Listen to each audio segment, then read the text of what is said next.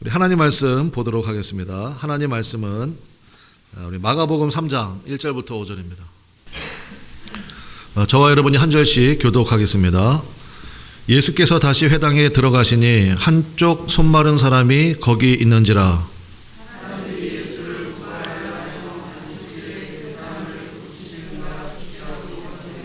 예수께서 손 마른 사람에게 이르시되 한가운데 일어서라 하시고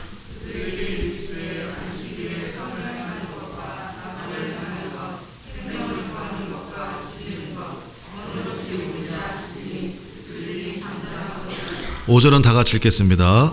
그들의 마음이 완악함을 탄식하사 노하심으로 그 사람에게 이르시되 내 손을 내밀라 하시니 내밀매 그 손이 회복되었더라. 아멘. 우리 좌우 앞뒤로 한번 인사하겠습니다. 성령 안에서 강하고 담대합시다. 인사하겠습니다.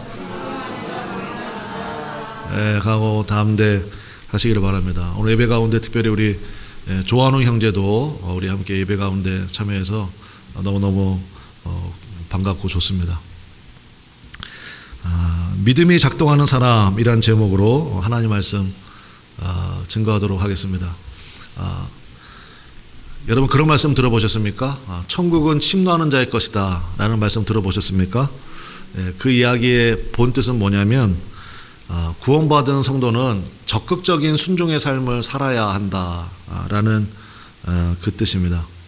그럴 때 이 땅 가운데에서도 천국의 삶을 맛볼 수 있다, 이제 그런 의미거든요. 그래서 한번 따라해 봅시다. 천국은 침노하는 자의 것이다.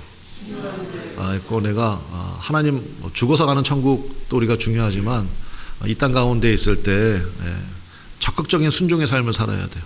하나님 말씀대로 살려고 하는 그러한 모습이 있을 때 이 땅에서는 지옥처럼 살다가 내가 예수 믿고 죽어서 천국 가서 보상받아야지 라는 게 아닙니다. 이 땅 가운데서도 적극적인 순종을 통해서 천국의 삶을 살 수 있고 천국의 은혜를 맛보며 살 수 있다는 것입니다. 이 말을 뒤집으면 무슨 말이 되겠습니까? 그리스도인들이 실패하는 이유는 뭐냐면 결국은 성령의 인도하심에 순종하지 않기 때문에 그렇습니다. 내 안에 계신 성령님이 분명히 계신데 그 성령님의 인도하심을 내가 순종하지 않을 때 그때 이제 많은 문제들이 생기죠. 그래서 그 인도하심을 위해서 우리에게 주신 게 있는데 그게 바로 뭐냐? 그게 바로 성경이에요. 그래서 성경은 이건 여러분 좀 기억하시면 좋겠는데 우리에게 세 가지 은혜를 줍니다. 첫 번째는 하나님을 만나서 구원을 얻게 하는 그 길이 무엇인지 그게 성경을 통해서 우리에게 주시고, 두 번째는 믿는 사람들을 온전하게 하십니다.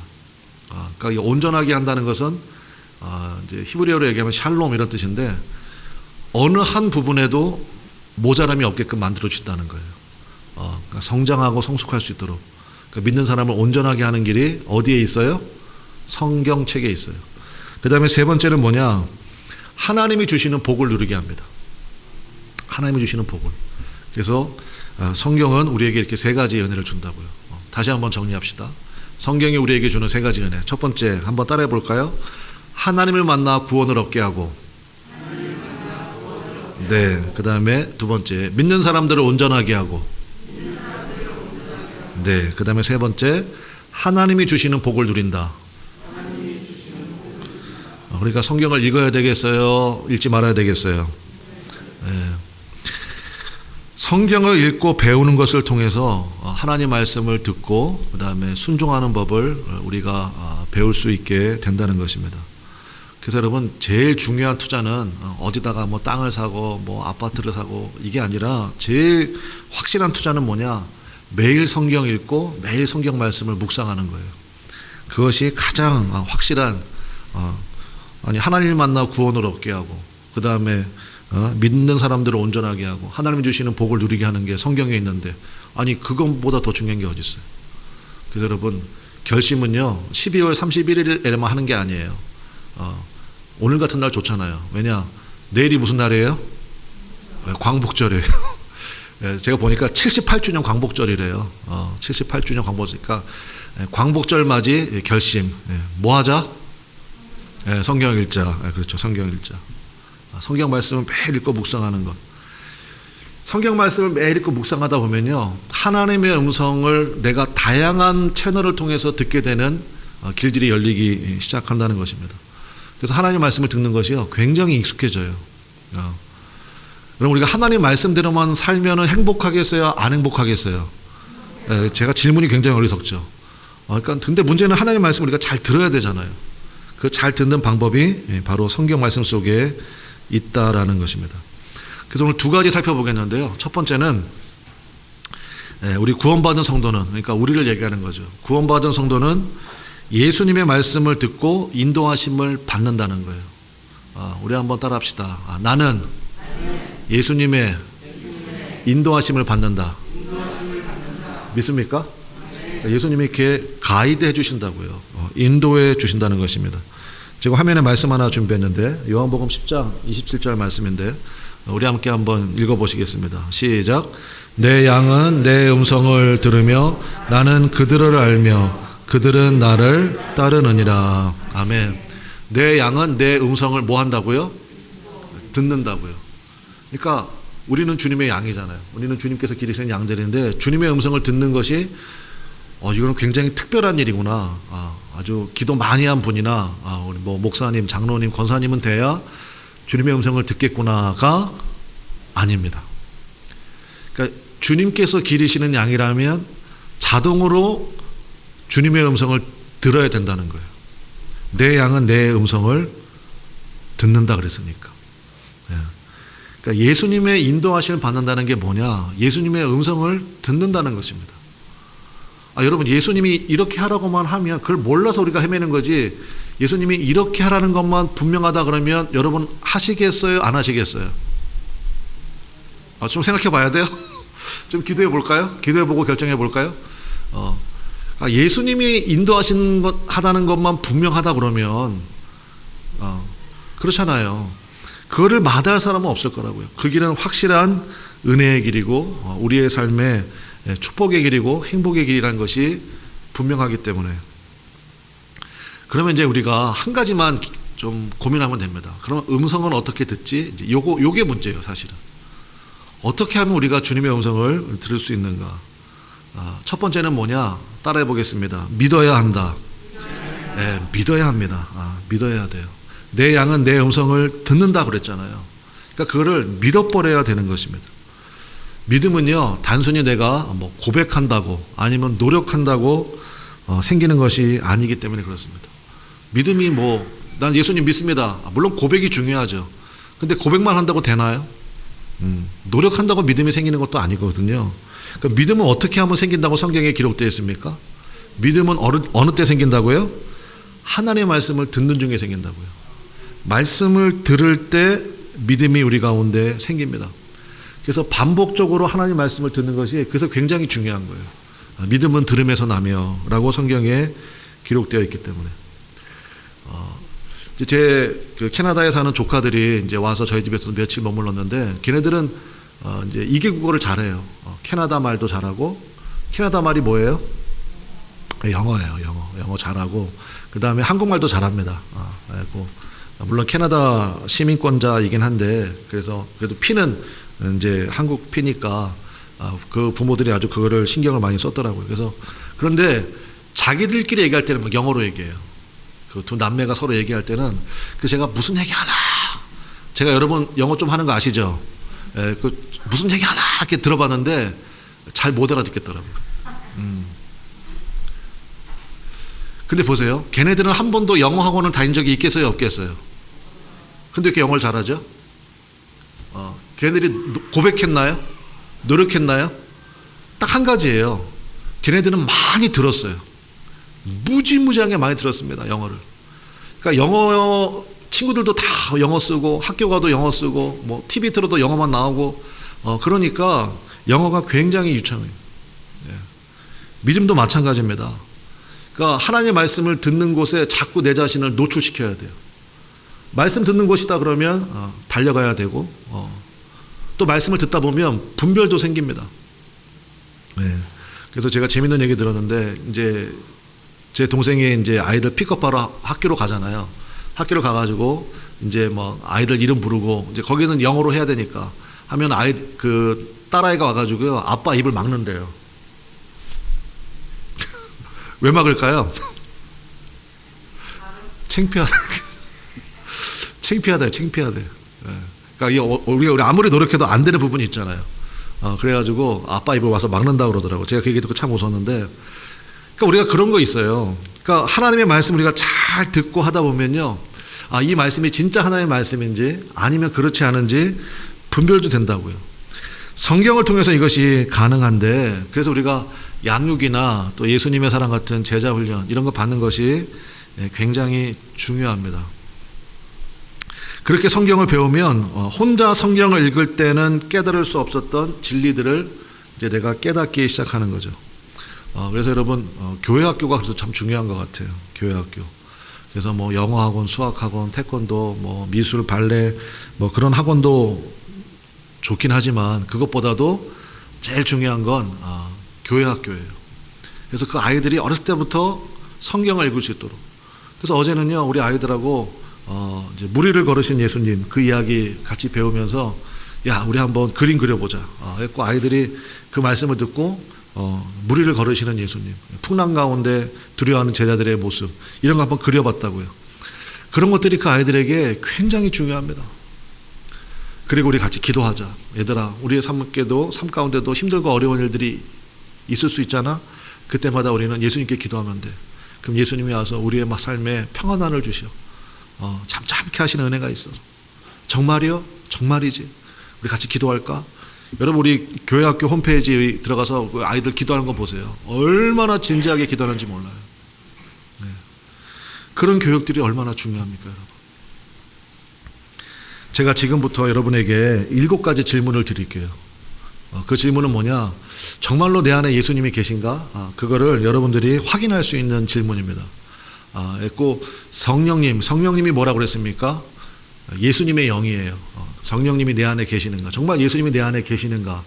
7가지 질문을 드릴 텐데 여러분이 한번 속으로 그렇다 아니다 한번 속으로 한번 대답해 보세요. 7가지 중에 몇 가지가 그렇다인지 여러분들이 한번 속으로 대답을 하시면서 한번 이렇게 세보시면 좋겠습니다. 첫 번째 질문, 예수님을 나의 주님으로 시인하십니까?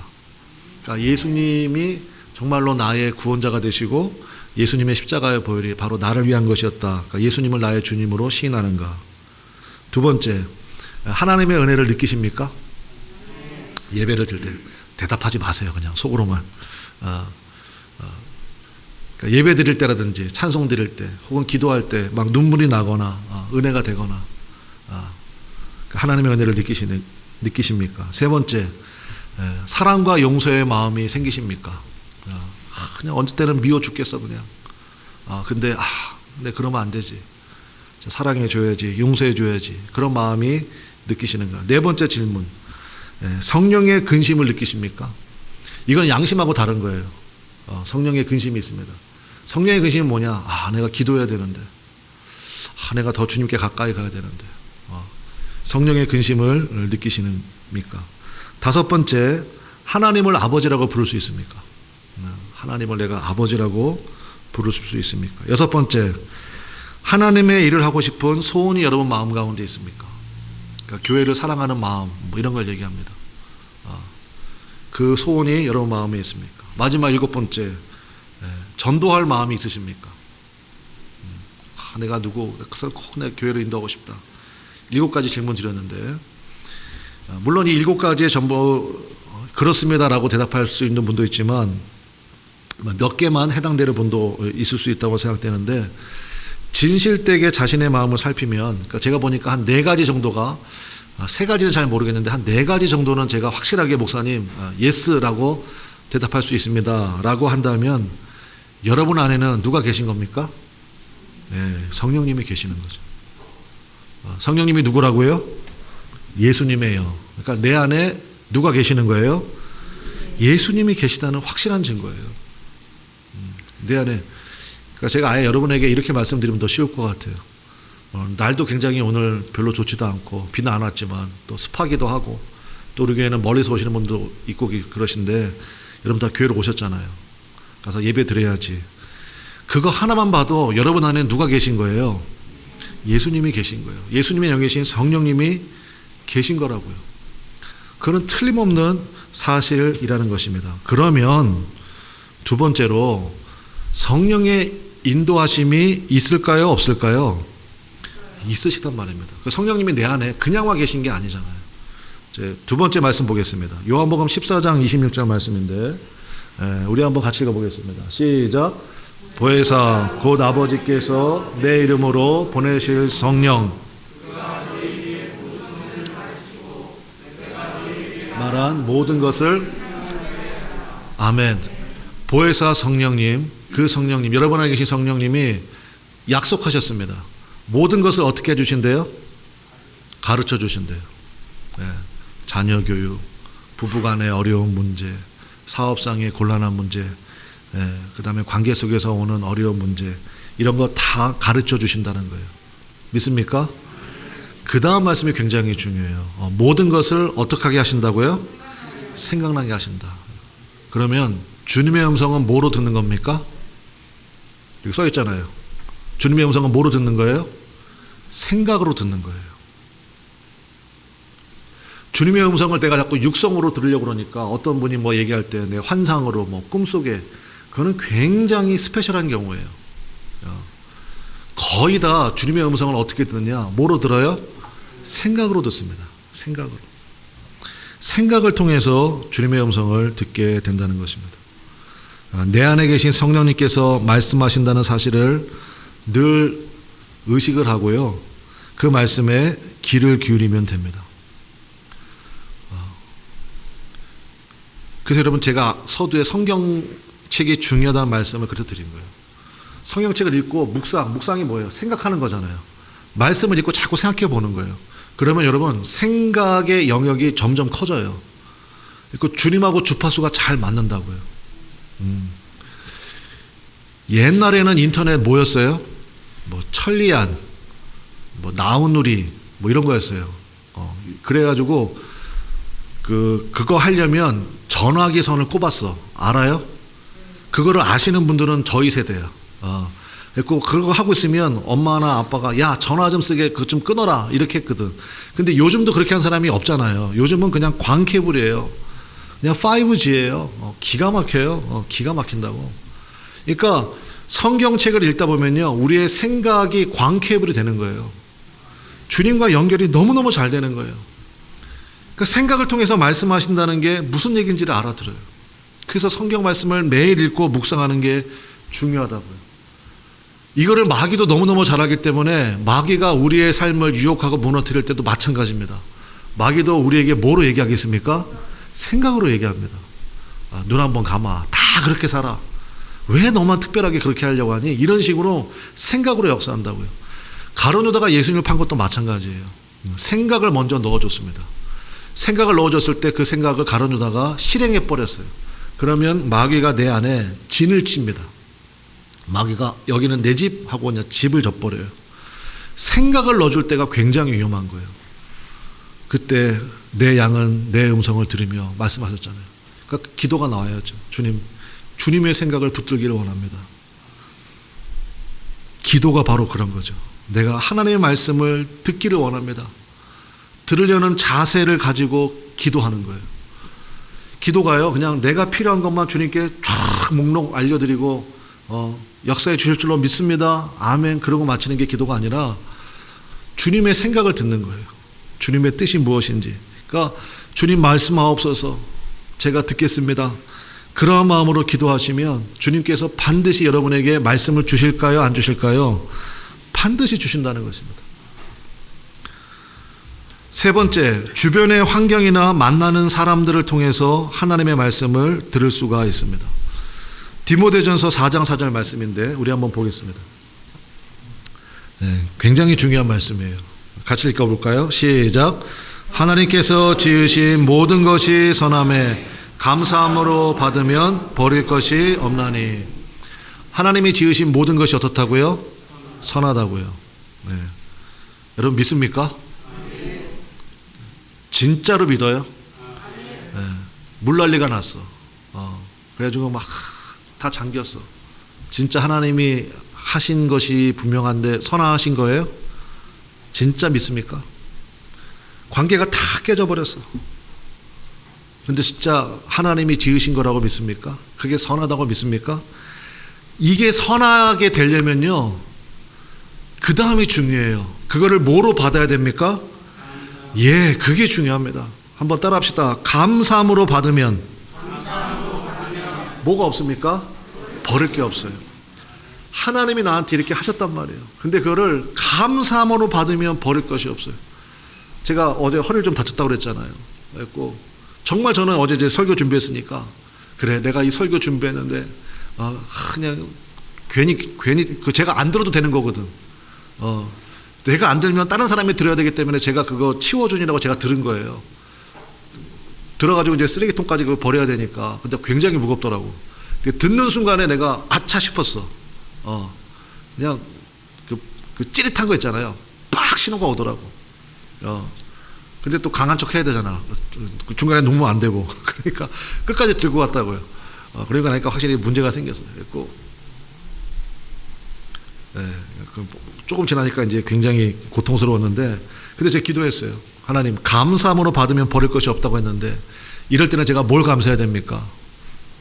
하나님 앞에 기도했더니 하나님이 즉각적으로 깨달음 주시더라고요. 아, 그래, 내 힘으로 하는 게 아니구나. 하나님 앞에 더 엎드리게 되고 겸비한 마음 가지게 됐거든요. 그래서 하나님이 지으신 모든 것이 선하기 때문에 뭐로 받아야 됩니까? 감사함으로 받아야 돼요. 감사함으로. 그러면요, 우리가 겪는 실패나 고통도 하나님께서 숨겨두신 복일 때가 많이 있습니다. 우리 한번 따라해 봅시다. 숨겨두신 복. 그것이 굉장히 힘들고 어려운 일을 할지라도요, 감사함으로 받으면 그 안에 숨겨진 복을 내가 발견하게 됩니다. 사도 바울에게 있어서 가장 기쁘고 기쁜 교회가 어느 교회냐? 빌립보 교회예요. 빌립보 교회가 굉장히 사도 바울이 사역하는데 많은 도움을 준, 그 빌립보서를 보면 사도 바울이 계속 하는 얘기가 기쁘다, 기쁘다는 얘기를 계속 하거든요. 근데 그 빌립보 교회가 어떻게 세워지게 됐습니까? 바울과 실라가 가서 복음 전했어요. 복음 전했는데 붙잡혔습니다. 그래서 매를 엄청나게 많이 맞았어. 그리고 감옥에 갇혔습니다. 두 손과 두 발이 착고에 채워져 있어요. 디모데전서 4장 4절 말씀. 하나님이 지으신 모든 것이 선함에 뭐로 받으면 버릴 것이 없어요? 감사함으로 받으면 버릴 것이 없어요. 여러분 같으면 어떡하겠어요? 내가 다시는 복음 전하나 봐라. 하나님 말이야, 하셔도 너무 하시는 거 아니야. 아니, 내가 다른 거 한 것도 아니고 내가 복음 전했는데 어떻게 하나님 나를 이렇게 대하시느냐. 어떻게 내가 매를 맞고 바울과 실라가 그냥 우리 이제 다음부터 이거 해야 돼 말아야 돼 막 이럴 수 있잖아요. 그런데 그 빌립보 감옥에서 바울과 실라가 감사함으로 그 상황을 받아들인 거예요. 그래서 바울과 실라가 뭐 했습니까? 찬송했어. 무슨 찬송했는지는 굉장히 궁금한데요. 어쨌든 찬송했다고요. 손과 발이 착고에 매인 채로 매를 많이 맞았으니까 여기저기 멍들었겠죠. 피도 터졌을 거예요. 근데 찬송을 했다고. 찬송하는 순간 어떤 일이 벌어졌습니까? 옥문이 흔들렸어요. 그리고 착고들이 다 풀렸어. 그리고 마침내 모든 옥문이 다 열렸습니다. 성경을 보니까 바울과 실라만 풀린 게 아니에요. 거기 죄수들이 많이 있었거든요. 그 죄수들의 옥문도 다 열렸습니다. 그런데 단 한 사람도 거기 있는 죄수 중에 한 명도 도망가지 않았어요. 왜 그랬을까요?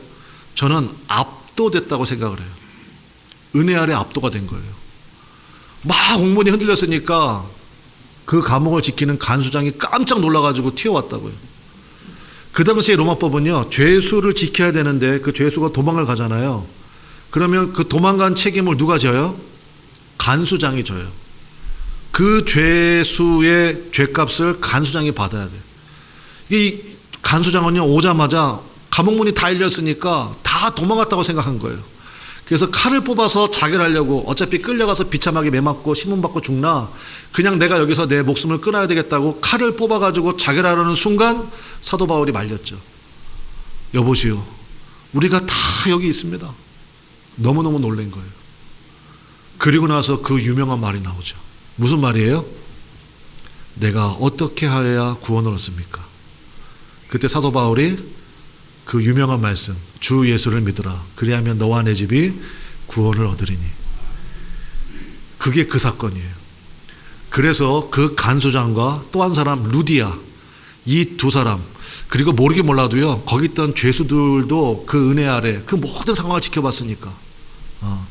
처음에 찬송 부를 때는요, 죄수들이 처음엔 욕했겠죠. 시끄러! 잠이나 자자! 뭐 이랬을 거 아니에요. 근데 그 현상을 보고 누가 더 이상 그렇게 얘기하겠습니까? 그렇게 해서 세워진 게 무슨 교회예요? 그게 빌립보 교회예요. 여러분 성경에 빌립보서 있잖아요. 그게 빌립보 교회예요. 사도 바울이 나중에 사역하는데요, 빌립보 교회가 굉장한 후원을 하고 굉장한 힘을 실어줍니다. 그렇게 세워진 게 빌립보 교회예요. 내가 힘들고 아팠을 때 감사함으로 받으면 버릴 게 없어요. 믿습니까? 여러분 삶 속에 이것이 확실해지시기를 주님의 이름으로 간절히 축원합니다. 내가 어쩌다가 저런 왼수를 만나가지고 하나님은 내 기도는 안 들어준다고 이러지 마시고요, 감사함으로 받으세요. 그러면 그 안에 반드시 하나님의 숨겨진 복이 있게 됨을 여러분이 깨닫게 될 줄로 믿습니다. 그래서 내 삶에 그것이 굉장히 중요한 거예요. 감사함으로 받으세요. 감사함으로. 두 번째, 말씀에 순종하고자 하는 결단이 있어야 됩니다. 요한복음 7장 17절 말씀인데 우리 한번 같이 읽어보겠습니다. 시작. 사람이 하나님의 뜻을 행하려 하면 이 교훈이 하나님께로부터 왔는지 내가 스스로 말함인지 알리라. 앞부분 말씀이 굉장히 중요해요. 사람이 하나님의 뜻을 행하려 하면, 그게 무슨 얘기입니까? 결단하라, 그 얘기예요. 이제부터 나는 하나님 말씀대로 한다. 이제부터 나는 하나님 말씀대로 산다. 내 안에 계시는 주님께서 주시는 말씀대로 내가 그 사람 도저히 사랑이 안 되고 도저히 용서가 안 되지만 내 안에 계신 성령님께서 사랑하는 아들아, 사랑하는 딸아, 내가 너를 사랑하듯이 내가 그 영혼을 살리기를 원한다. 그 영혼을 네가 사랑하라. 그 영혼을 품으라. 그 영혼을 용서하라. 그랬을 때 그 말씀을 순종하는 거예요. 그럴 때 하나님의 귀하고 놀라운 역사를 만나게 된다는 것입니다. 근데 대부분의 우리들은 어때요? 하나님의 뜻을 행하려 하면 하나님께서 분명히 아주 클리어하게 명백하게 말씀해 주시는데 우리들은 어떤 마음을 갖습니까? 순종하기 전에 일단 이런 마음을 품어요. 어떤 마음이요? 하나님 일단 들어보고요. 그죠? 하나님 일단 들어보고. 그러면 안 들린다고요.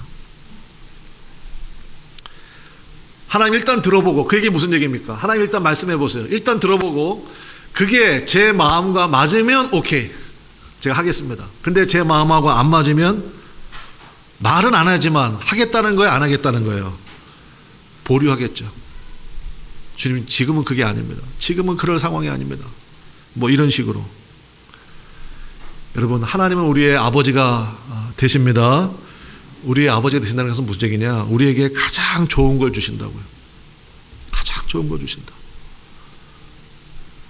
그러므로 이거는 한번 여러분 들어보시고요, 한번 해보세요. 하실 수 있는 분만 해보세요. 저는 여러분이 이렇게 되기를 바랍니다. 하나님 아버지, 말씀하옵소서. 제가 무조건 순종하겠습니다. 여러분 어떻게 그런 고백이 가능하시겠습니까? 하나님, 나에게 가장 좋은 것 주심을 믿습니다. 아버지, 내가 무조건 순종하겠습니다.